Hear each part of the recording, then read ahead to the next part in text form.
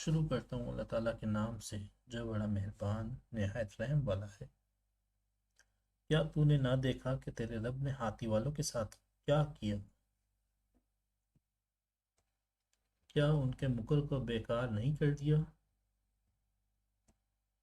और उन पर परिंदों के झुंड भेज दिए जो उन्हें मिट्टी और पत्थर की कनकरियां मार रहे थे। बस उन्हें खाए हुए भूसे की तरह कर दिया।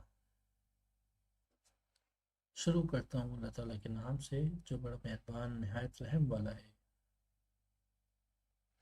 क्या तूने ना देखा कि तेरे रब ने हाथी वालों के साथ क्या किया? क्या उनके मुकुर को बेकार नहीं कर दिया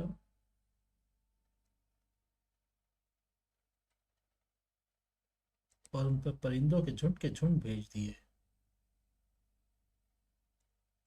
जो उन्हें मिट्टी और पत्थर की कनकरियां मार रहे थे। बस उन्हें खाए हुए भूसे की तरह कर दिया।